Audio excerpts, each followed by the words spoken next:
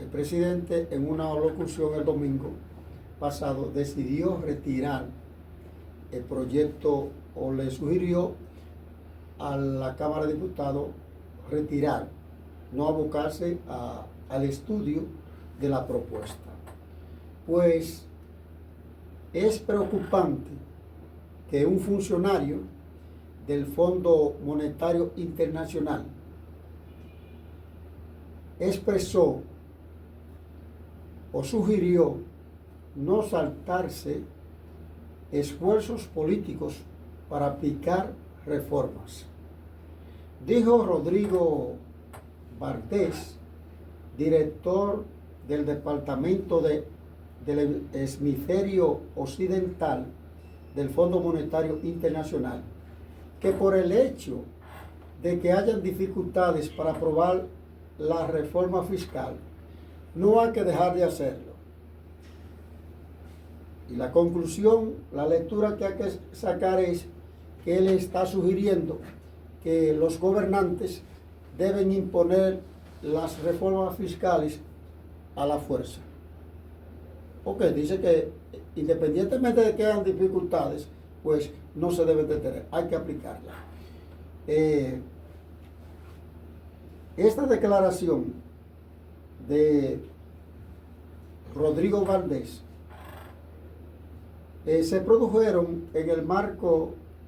de una conferencia en Washington, Estados Unidos, para la presentación del informe regional Perspectivas Económicas para América Latina y el Caribe,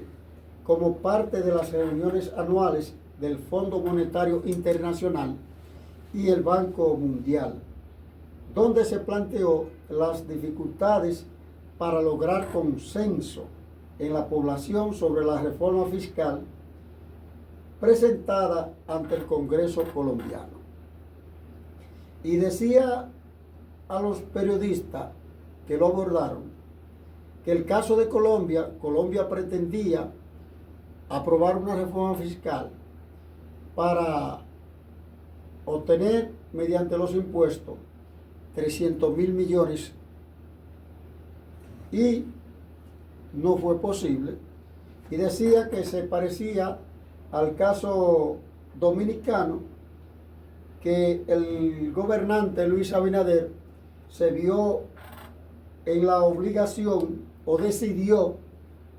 retirar el proyecto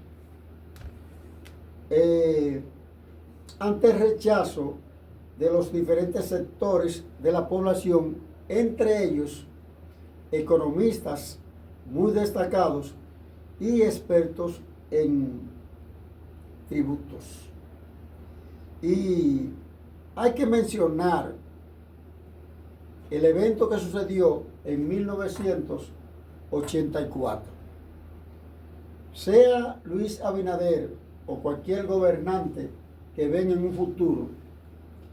a la hora de implementar una reforma fiscal, debe hacerlo con mucho cuidado para que no se replique la funesta situación, el evento, la poblada que se produjo en 1984, precisamente porque el presidente de ese entonces, Salvador Jorge Blanco, introdujo una reforma fiscal precisamente a sugerencia del Fondo Monetario Internacional, y los muertos y los heridos de esa poblada del 24 de abril de 1984, nunca se supo la cifra exacta de los heridos y los muertos, que trajo como consecuencia la implementación de esa reforma fiscal en 1984. Todo el mundo está de acuerdo en que el país requiere de una reforma fiscal, pero no de la forma que el partido gobernante pretende implementarla.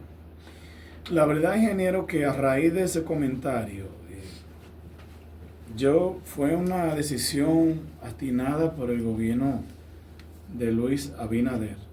de retirar esta reforma, y que los diferentes sectores que protestaron